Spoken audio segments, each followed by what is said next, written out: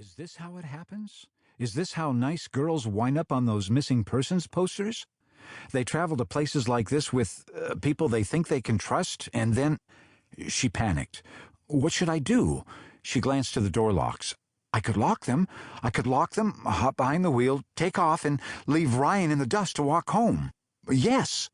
Her hand started toward the lock, then paused. What if I'm wrong? I'll be the laughing stock of the school. But which is worse, being the laughing stock of school or guest starring on the side of some milk carton? She watched as Ryan approached, brushing the jet-black hair out of his eyes and breaking into another grin. Becca's stomach flipped again, and she shook her head. She could trust Ryan Reardon. She knew it. "Where are we?" she asked as he opened her door. "Well, definitely the wrong side of the tracks." His deep blue eyes sparkled as he held out his hand to help her from the car. Becca could easily get out on her own, but the guy was so sweet to offer, so she took his hand and let him help. The sun had already set, leaving just a few bands of red and violet across the horizon. As usual for this time of year, the fog was billowing in from the beach. Becca pulled her jacket closer and folded her arms to hold back the chill. "Hey, Reardon, you're late!"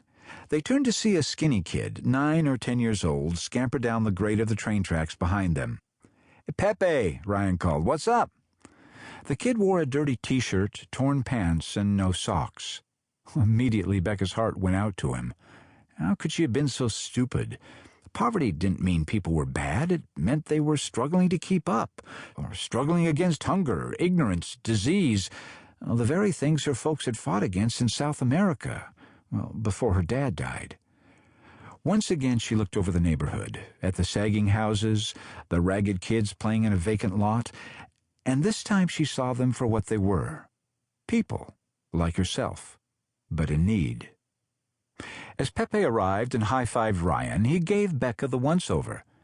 "Que bien," he said, with a mischievous grin, winking at Ryan. Ryan laughed. "English, my man. Talk English." Pepe turned to Becca. "I said the pretty lady's almost as beautiful as what he's been bragging about." Rebecca felt her ears grow hot from the compliment. She threw a glance to Ryan. He seemed as calm and unflustered as ever. "How's your mom?" Ryan asked. Pepe shrugged. "No change?" Another shrug. "The doctors, they say if she doesn't keep taking her medicine, she'll get a sickness they can't cure." Ryan frowned. "You tell your mom the doctor's right. TB's a tricky thing. Even if she thinks she's getting better, she still has to keep taking the medicine." Pepe shrugged again. Then, turning to Becca, he grinned. "So, the pretty lady's come to see the Death Bridge?" he asked, motioning to the train trestle behind them. "Death Bridge?" Becca asked. Pepe turned to Ryan. "You didn't tell her about the Death Bridge. Doesn't she want to see it?" "Next time," Ryan said. "We need to get going." Pepe gave another mischievous grin. "Got other plans, huh?"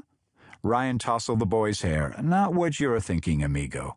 Becca looked to the ground as her ears grew hotter. "Listen," Ryan continued, "you better be heading home. Your mama's probably worried." He turned back to the car to open the door for Becca, but Pepe quickly stepped in and beat him to it. "It was a pleasure finally meeting you," he said as he held open the door. "Thanks," Rebecca said, smiling. She stepped inside, but Pepe did not shut the door. Instead, he hung on it and continued talking. "I've heard so much about you," he flashed another smile. The heat from Becca's ears spread to her face. "Pepe," Ryan scolded as he crossed to his own side of the car. Pepe shrugged and pushed her door shut, but he kept right on smiling. Ryan climbed in and fired up the car. Becca reached for the seatbelt. Fastening it would give her something to do to cover her embarrassment. "Cute kid," she heard herself say. "How did you two meet?" "I'm in the Big Brother program," Ryan answered as he pulled the car onto the road and made a U-turn. "He doesn't have a dad, so I come down a couple times a week, just to hang out." Becca's heart swelled. Imagine a high school guy taking time from his busy schedule to help someone like Pepe. She stole another look in Ryan's direction. What other secrets lay behind that heartbreaker grin of his?